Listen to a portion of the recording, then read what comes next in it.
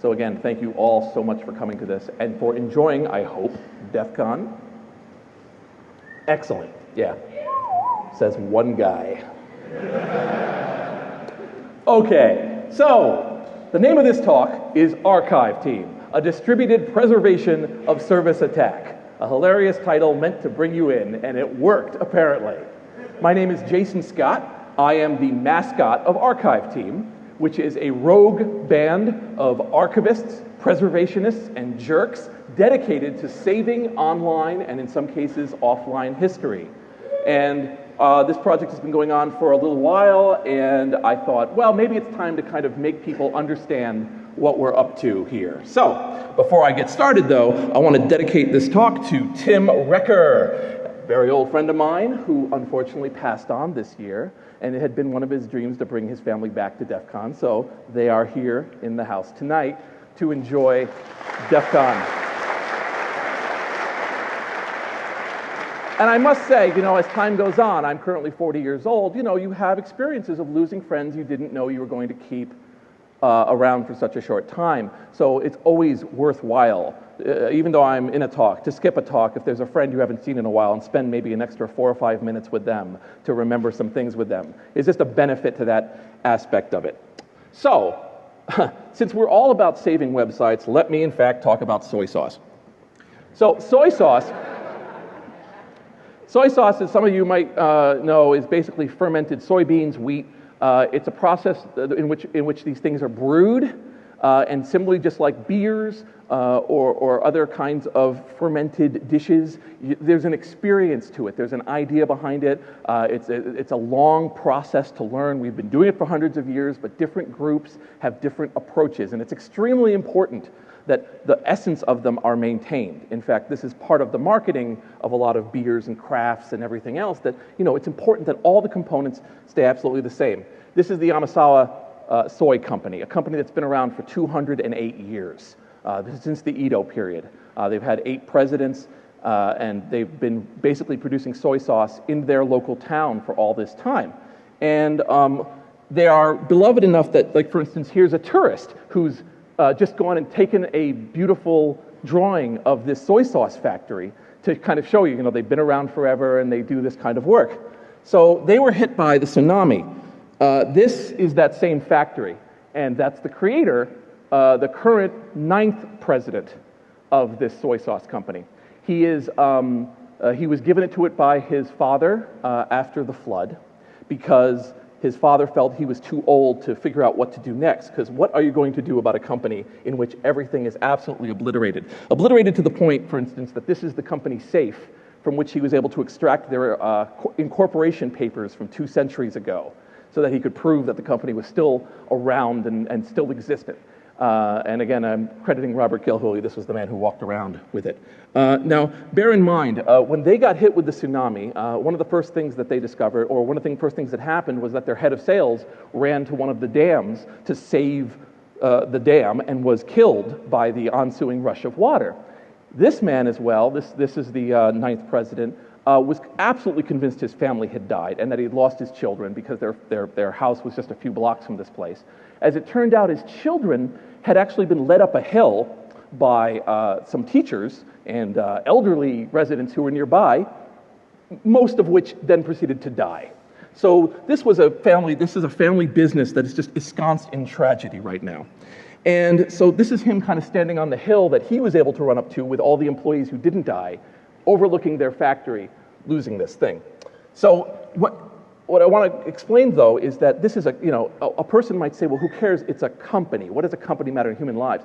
Well, this is a company that was so entwined in the identity of this town that even with a 70% death rate, people were coming to this soy sauce company and giving them money to say, when you make soy sauce again, I'll wait for my soy sauce delivery. Because I want to be able to, keep this important thing around. Now, in the process of making soy sauce, there's this whole process here.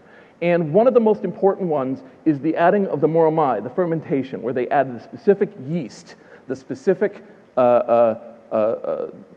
fermenting agent that will be able to make more of the soy sauce, and it's got a specific flavor and it's cooked in a certain way. So one of the things that the president discovered was that, and again, he's 37, right? I mean, he's been saddled with this idea, rebuild a company. So he looks for the barrels. There's about 30 barrels that they keep this agent in. And he comes and he finds most of them completely crushed, gone, missing. He finds one or two that are intact, but to his horror, he tells people, okay, we're good, we got the Moromai. But it turns out that too much seawater has gotten in and it's killed it. So there's none. So what ends up happening is when everything looks bleak, they recall an experiment that had happened 4 months earlier.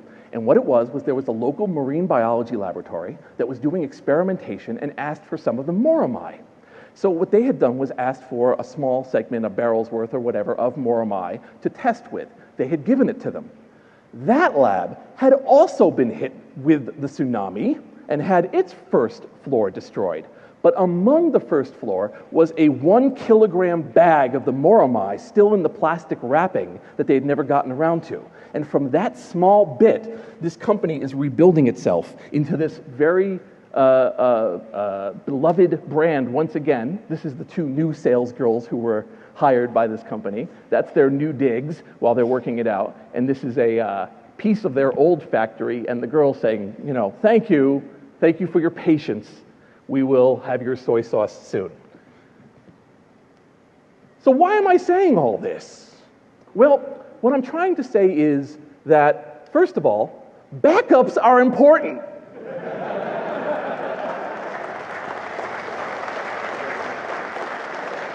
Multiple backups apparently even better. But even beyond that, this object, this yeast, was an emotional, meaningful human item that had relevance to a culture and a world that was,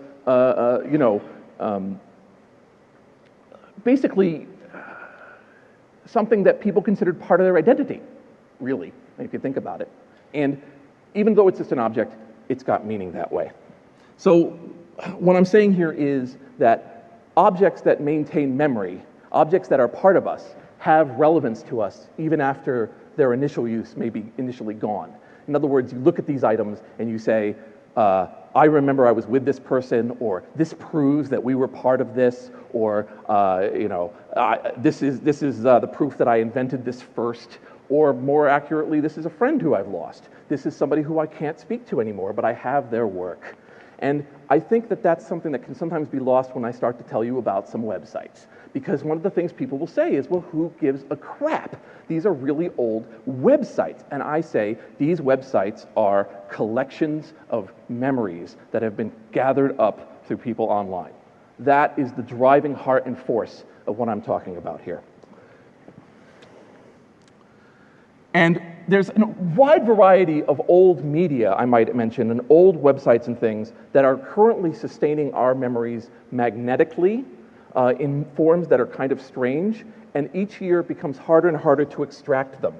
But beyond that, they contain things that their exterior may not really reveal. So for instance, you might have writings that you might not remember doing, letters a family might not have done, basically stored on very, very old media. Additionally, you get weird shit. For instance, this is eBay, the home game.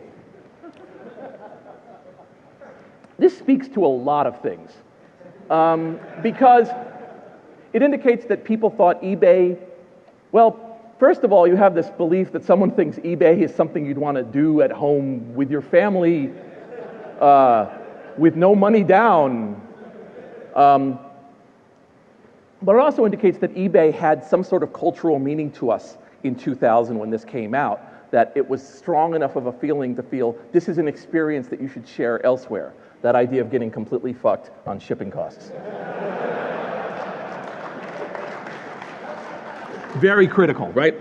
All right. And again, I'm keeping a lot of things myself that are part of that. This, for instance, there's some very old issues of 2600. I have 3 complete runs of 2600 magazine. Actually, I got a lot of stuff, all right? If you don't know me, that's fine. That's awesome. I don't have anything. I live a free life. How about that? But if you actually know me, then you know about the shipping container. And you know about the various pieces of old media that I'm sent. I'm sent lots of floppy disks, old tapes, drives, basically all sorts of collections of items that are things that I transfer out. So I've been able to get my hands on some very old things. And I constantly make myself available for this because I believe that all of these old memories have meaning. And it's pretty easy with something like 2600. Very prominent, lots of copies, very easy. To tell you that there's a hacker calendar now for sale from 2600, in case you want to support them. But the 2600 magazine is just one of just many. But we also have these electronic artifacts, right? So for some of you, this has, can I just get a clap if this has any emotional meaning to you whatsoever?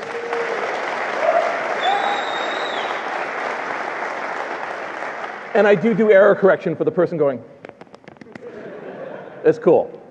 I'll just quickly go over what we're looking at here. These are two different items. The first one is a Netscape Now button. This is a period of time when browsers were just starting out, and you had a number of browsers. There were about 20 or 30, but there were a few that were trying to kind of build themselves up. And one of the original investors in SGI went out and scooped up all the creators of the Mosaic browser and started a new company and named it Netscape. And as part of that, wanted to let you know that if you wanted to see a really good site and you wanted to watch it properly, you should get Netscape right now. So there was a button that they produced that was animated that said, go to get Netscape right now so you can see my website the way it was meant to be seen. And so that's the Netscape Now button. Underneath it is the under construction GIF. I am not going to get into the GIF argument right now. So the under construction GIF is basically a indicator that you're not finished with your website. Now, obviously, we in the future, with our incredible abilities, know websites are actually never finished.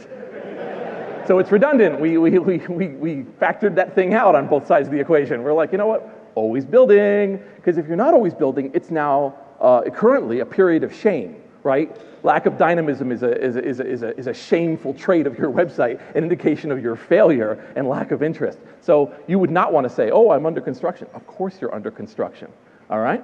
So yeah, there's a very emotional reaction to that. But I find there's even a bigger one to this, which is, this is a collection that I have of all of the Netscape Now buttons. As you can see, there's a whole variety of stories being told here because some of them indicate what some of them are obviously made by hand, some of them go for different versions, some of them rejigger themselves. These are all actually MD5 different. What I am discovering, for instance, here's a little story you might not know, is for instance, some of them, you look at it and you say like, well, why is this different from the one next to it? And it's because they removed the extra frames to save some space. They took out a K or two, and that way they got a little more space for their website. So the thing looks a little crappier, but they got a little more space. They can write a little more. We don't think about things that way. Also, somebody right over there seems to be really against Netscape now, so screw you. Similarly, on the under construction thing, also a lot of emotional reaction. I got 10,000 of these things. And as you can see, I mean, there's all variety of things put under construction. And I think what I'm trying to say is, and again, if you go to textfiles.com/under construction, it says this page is under construction, and then puts all of them underneath, which will crash some browsers. And then it says if there's a problem, mail me. That goes to one with mail me GIFs that does crash all browsers.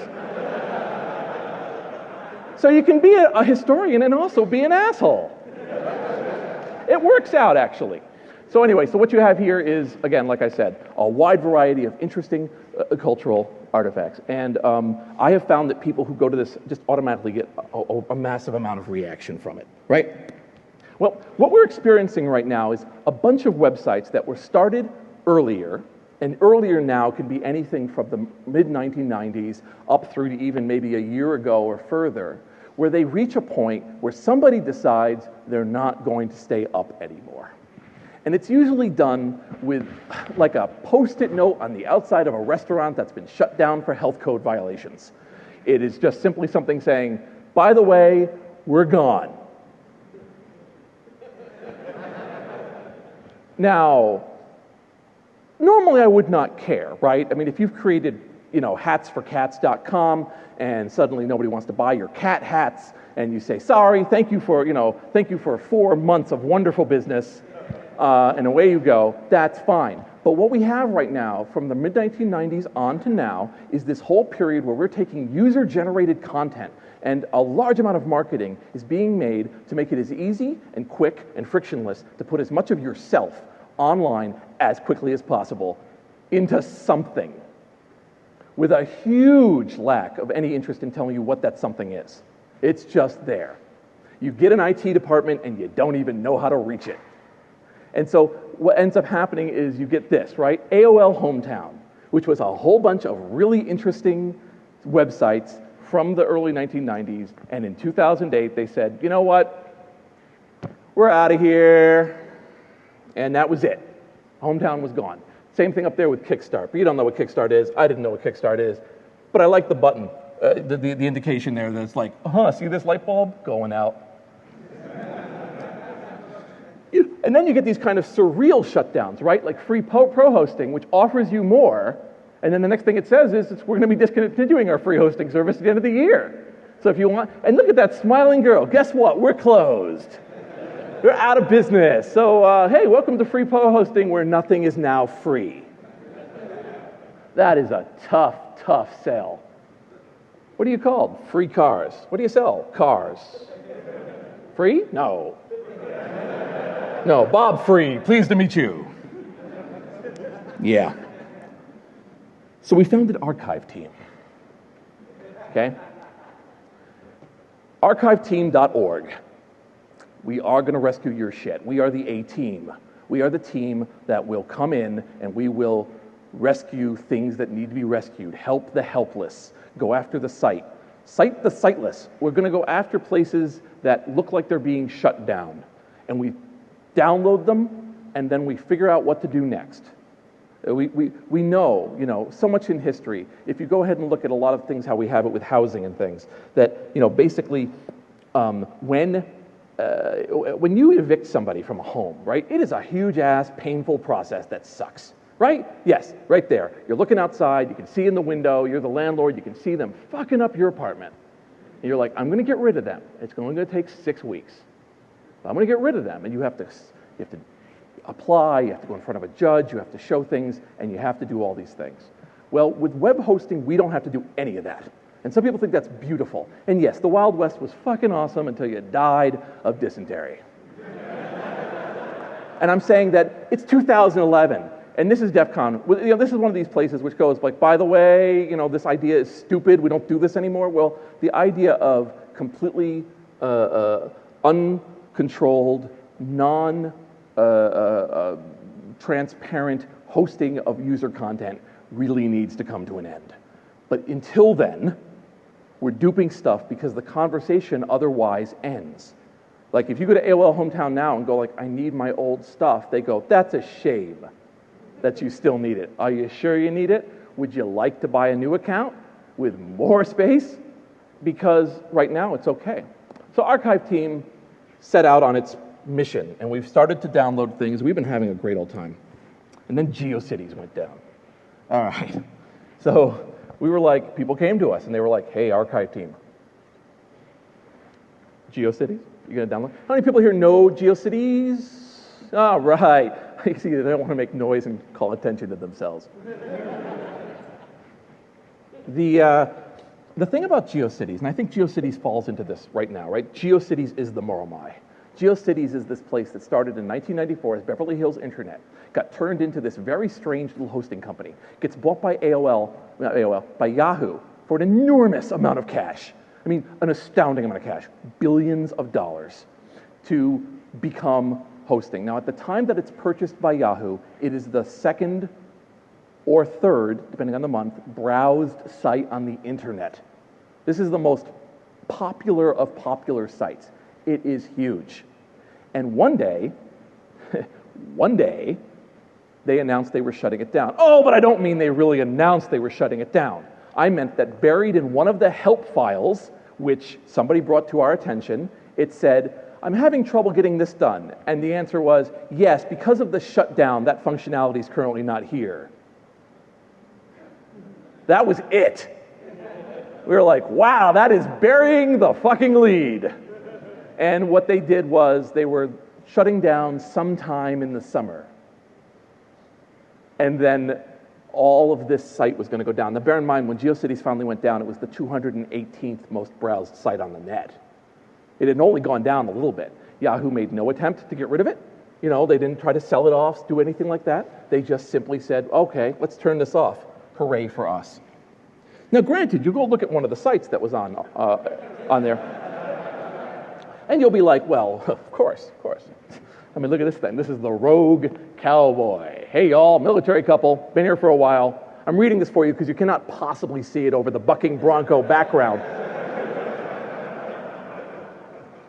Also, I want to point out that there's a little gold item there, and it says HTML Writers Guild.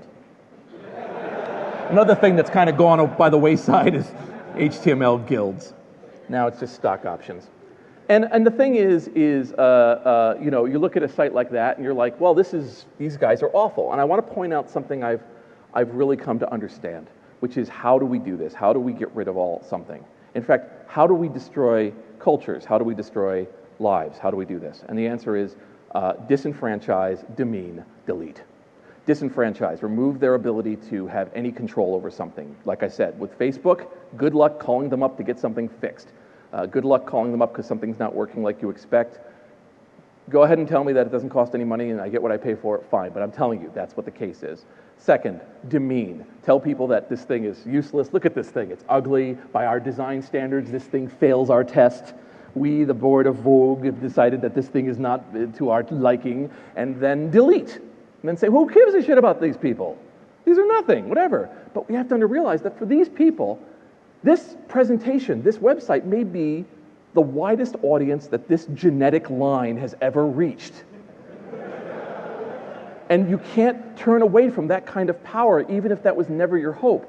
Printing a color photocopy was $1.50 a page at this time. I mean, you know, to be able to do full color, occasionally with musical background, websites that would have all the things you wanted to say. And it's interesting what people pull. For instance, welcome to space. Now it's interesting, the projector really gets rid of the beauty of the star field. I feel like it's not really there. But bear in mind, there's a beautiful star field there. It's not animated, but it's something that's there. And this person obviously likes space. And there were areas in GeoCities for you to store based on Hollywood, space, gay, queer, Western, and so on. And you were able to like declare what your kind of interests were and go down there. So this particular person was in Area 51, the space thing. And there's a part in there called personal experiences, which I just love because you read it, and their personal experiences are like, was watching television, felt outside of myself for 12 minutes, continued watching television. Yeah, okay, great. Hilarious, but also, I mean, this person wanted to kind of express this, and obviously this leads to interesting conspiracy theorists and the paranormal network and all of that. Let's go with this one. All right. Welcome, Patrick Joel Malky. Born on April 16th, 1981, entered heaven April 17th, 1983. Page lovingly dedicated to Patrick Joel, child of God, loaned to us for a very short time. This is a celebration of his life and the love and joy he so enriched his lives with. Now, this is a woman, and this is I think, what's sometimes not noticed here. The child died in 1983. This website's created in 1996, right? This is a woman who has enough pain at that time that when she sees GeoCities, where other people say, I'm going to talk about watching TV, and I'm going to talk about my bucking bronco background and join the HTML Writers Guild, here's somebody who's saying, no, the world needs to know about my baby. I want to let everyone know how much I loved him. And she has pages after pages in the 10 megabyte space about how much her baby meant to her. So here's a case, and by the way, of course, there was a web ring. You know what a web ring was? Of, what was it? It's an angel's web ring. So it's a bunch of parents who lost children who were under 2 to talk about losing, you know, they touched an angel for a short period of time. This is real stuff. This is as real to save as anything else, I think. So, big on it.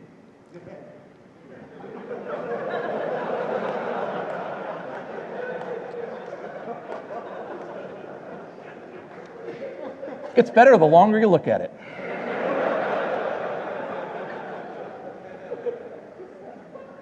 So, Jason, a question that now some of you have never heard of me before now will ask, what the fuck is up with that, Jason?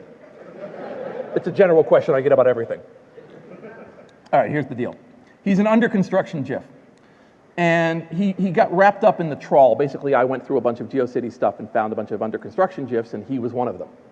And I was like, what the hell is that? What's the fucking story about Bulgy McFish Hat guy? So I go look it up, and it's this guy in the Hollywood Hills section, and he is gay, and he has a page that he talks about his dream guy. It's from 1998, and he talks about what he wants in a man, what he will do with the man, where they'll go, the places he'll do, the dreams he'll live. And it's from basically, like I said, 1998, and at the bottom it says, this is always under construction, and there's this guy at the bottom. In 2005, it's updated, and it says, no need to keep looking, I found him. And it's just a story that turns out, even with the bulge, to be pretty heartwarming. All of this buried in a little tiny graphics interchange format, which I believe just got out of copyright. Oh, sorry, patent. Okay. So when they closed it, right, Yahoo just decided to do this twerpy friggin' goddamn thing, right? This to me is the embodiment of the problem. Why did GeoCities close? Which, by the way, should really be said in like kind of a scream with like rending of documents, because that's usually when did GeoCities close? We have decided to focus on helping our customers explore and build relationships online in other ways. That's like shooting somebody and saying, I have plans for your car.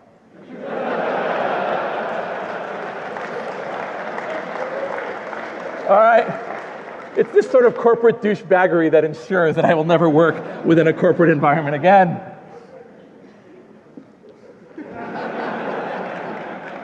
I don't know, that's my visceral reaction. What do you think? Oh. So that's what our archive team said. So we said, you know what? Let's download it. So, downloading was very interesting. Downloading GeoCities was somewhat complicated. It took us about 100 people to download it over the course of about 6 months. We had no idea when the shutdown date was, right? So we just went at it. Now, it turns out that GeoCities had a very interesting thing. You got a gigabyte of bandwidth a month, but only about 12 megabytes of it could come out every hour. Bait and switch. Well, so when we would try to do it, it would go, sorry, error, 999 error, content limit has been reached, right? Didn't take long by putting our heads together, by having all of this assembled people on an IRC channel, to have someone go, you think they're locking out Google? So we go look, and nope, they're not locking out Google. So we changed all of our user agents to not the Google bot. Free! At that point, we aimed a couple people at them. We had 100 virtual machines that downloaded basically all of the old... GeoCities has an old neighborhood and an old one, the old neighborhood system, which was like, basically it would be GeoCities / West Hollywood / Hills / 2252, right? These are all pre-1999. When Yahoo got their nutsack on it, they just reapplied it across to the Yahoo section, right?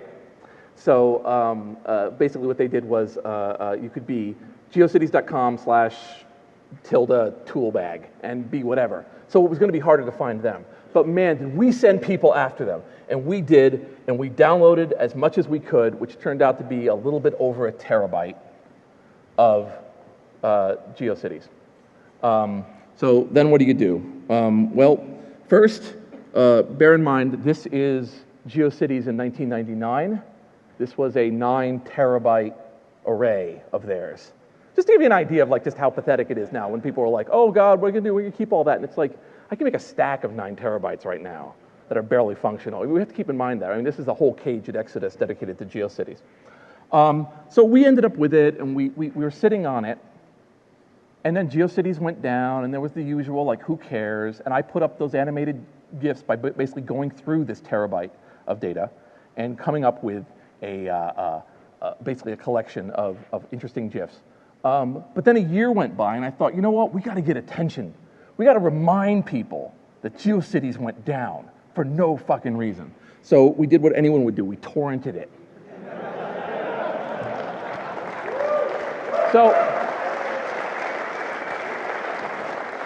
So we put ourselves up in the Pirate Bay. We have a 641 gig, because it compressed well, torrent with 7,854 files that were basically a bunch of 7Zs. And we put that sucker up, and we torrented it. We were, until recently, I think it's changed, but we were until recently the second largest torrent that ever appeared.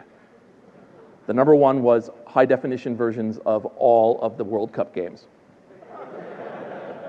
So nice counterpoint, huh? World Cup games, GeoCities.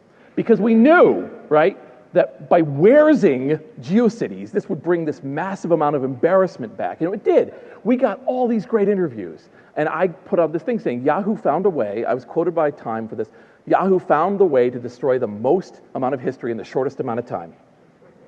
All right, excellent. Then Yahoo Video was announced it was going down. We got that. Well, we were helped, of course, because Yahoo Video sucks. But it was 10 terabytes. We just downloaded all of the video, everything in all of it. Luckily, they use numeric IDs. Very easy to go through. We ended up downloading it. We're in the process of getting it all back up again somewhere. And yes, a lot of it is spam. Some of it is really terrible. It seems to be really popular with people in countries that are not America who were using it as a way to have stuff that needed bandwidth that they didn't have to pay for, where the bandwidth was expensive. But we've got this thing. And we were able to, basically do this through this gift of volunteers who all work together very hard. These are all the things that Yahoo has shut down in the last 4 years, just so you understand. Yahoo Briefcase, where you're able to store 10 megs whenever you wanted and get it from anywhere via FTP, they shut down. Why? No spare USB drive? Content Mash. Some of these you won't know. Yahoo Pets was funded by Purina for a 5-year contract, and on the day that the contract ran out, they shut it down and redirected it to Yahoo Women. I don't know why, but they did. But it was a case of there was this secret contract. And when I say they shut it down, I mean with no warning. One day it was there, one day it was gone. It had pet pictures, it had forums, it had everything. Gone. Totally gone. So in other words, I'm saying Yahoo blows, okay? It is a fucking clown car. I wouldn't trust them with like a backup of like my nutsack, because these guys... This is a case where a company went speculatively into user-generated content, and when they decided it wasn't worth it anymore, they got out of it. Like getting into a library and deciding, oh, library business isn't working for us, and burning it to the ground, okay? And I got people going to me, damn, Yahoo was great to work at. Yeah, everywhere is great to work at. If you're working for an arsonist company, it's awesome. You get the... We were trying to change the world. Well, you sort of did. Awesome. Now you're using Bing as your search engine and you suck. Friendster went down this year. Friendster, we only got 12 million of the 112 million accounts, because it turns out that digital cameras really came into prominence in 2005. But we basically got most of the larger, earlier sites from it. A lot of people, and it's funny, because if you talk to people about Friendster, they know Friendster. They're like, yeah, I remember that. That was like a social network. I think I was on it. And we feel that like collecting this material, and believe me, it was a JavaScript nightmare. We had to write customized scripts to go through the JavaScript, negotiate it. We all had to create accounts on Friendster, which it's still allowed up to its death. And all of us were like, hobbies? Downloading Friendster. With some really funny, like, giving the finger profile. I'm downloading Friendster. That's why I'm here. What are you up to? Oh, you like cats. That's great. Not everyone likes what we're doing. This is Lulu Poetry, poetry.com. This was exciting. They gave everyone 2 weeks to get off, 14 million poems. And as you can see, their suggestion was, well, be sure to copy and paste your poems before we go down, so you can always remember them. We're unable to save any customer information or poetry. Actually, you don't hear that line a whole lot, do you? I'm sorry, your poetry is unavailable. So we were like, okay, well, we can do this. So we did. Within a short time, we start getting banned, locked out. So we switch IPs. They lock out more. We have someone switch IPs, and we watch as an entire range is blocked out. We realize there's a person or persons there stopping us. So we switch to S3. And we switch to Amazon instances, and we start doing it that way. And they run out of ways to block us out. They threaten one of my members, who's in Australia and 15, with legal whatever, and I'm trying to explain to him that a cease and desist is not a lawsuit. He's 15 years old. He's in Australia. He's probably not going to be flown to America for downloading poetry without a license.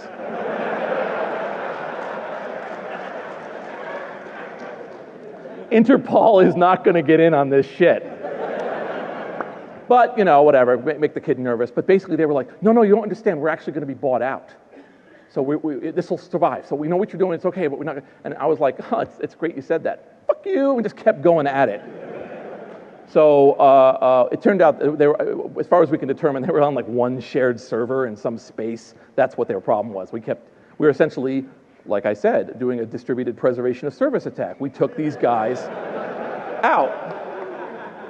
We were taking them out, making a duplicate of them. So we got lots of millions and millions of poems, which we're holding on to, because they did go down, by the way, at 12:01 of the day they announced they were going down. I could tell that there was like one guy being like, because we were watching cases a couple of nights, we would actually watch the blocking slow down because we figured out people got tired and went home. And like by 3 in the morning, our Australia guys are like, oh, well, free and clear. And so, let me tell you, man, nothing's greater than when you give somebody a goal that has blanketed on it some sort of moral righteousness. It does lead to some awesome shit and fire. Anyway, so basically they might come back, they might not. So sometimes you got to be a little rough, but we try not to be. So Google Videos announced it was going down.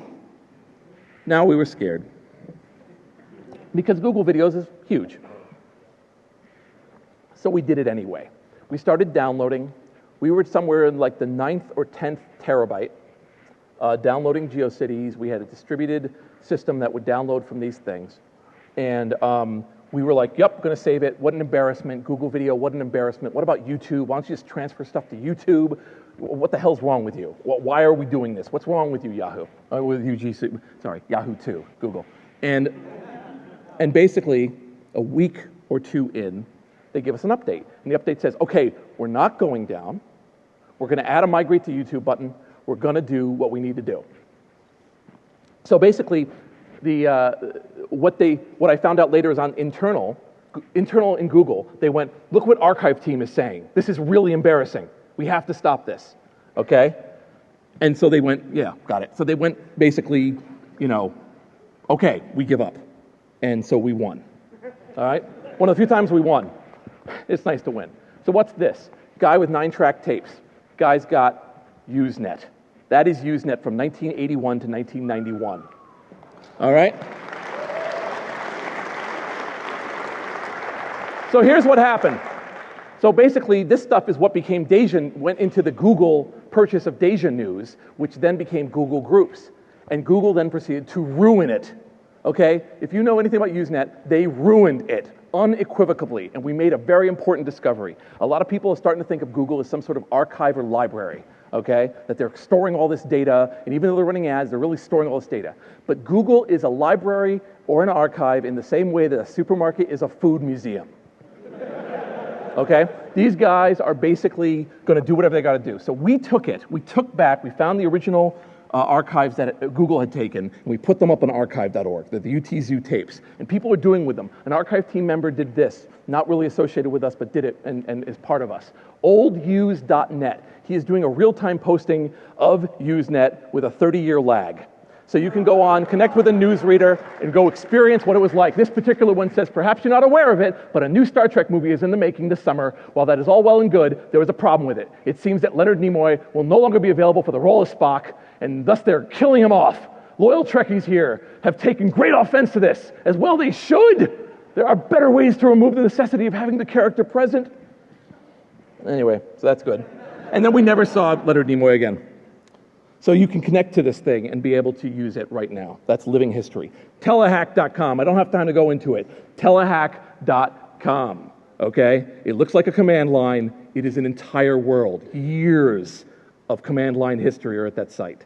Spend a little time on it. Get an account. It's unbelievable. All resuscitated from old archives. And I don't mind being made fun of about this whole thing, right? This is just stuff where my teammates will make fun of me. We believe in lots of great, crazy humor. So where else do we go from here?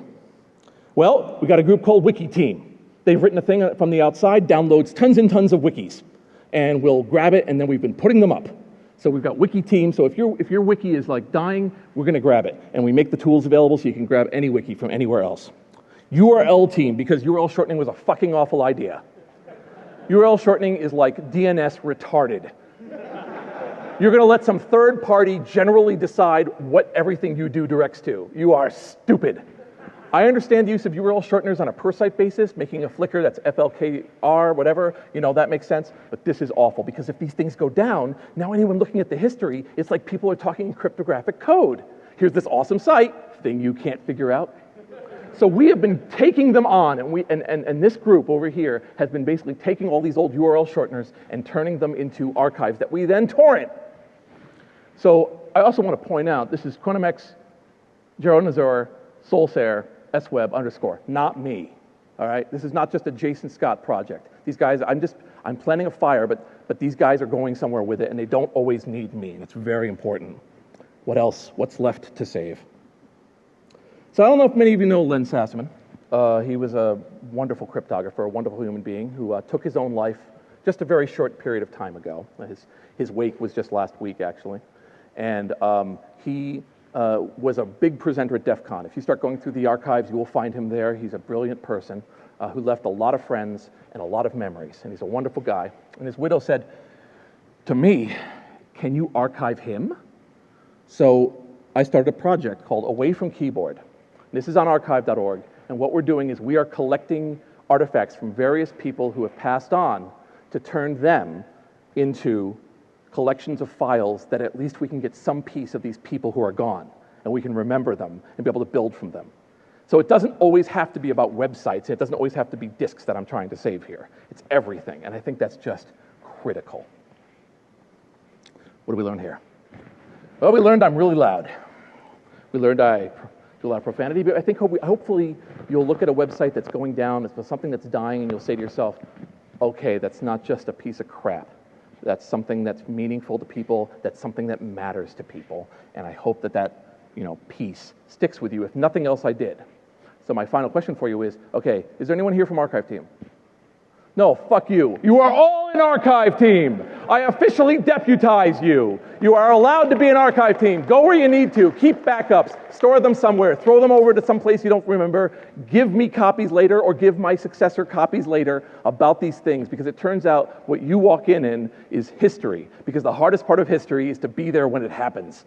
That's the hardest part of any historian's job. And what you are right now doing is you are in companies, you are with people, you are visiting things, and you are with history. And so please, save it for the future, because the future will wonder why the fuck we all thought under construction GIFs were so important.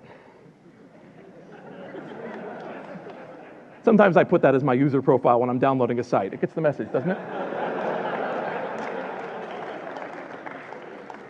I'm just saying, if you take your site down, I'll see you there.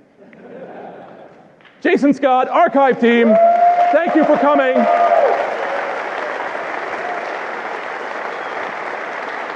And please, one more bit, dedicated to Tim Recker, who unfortunately died before really giving a big presentation here.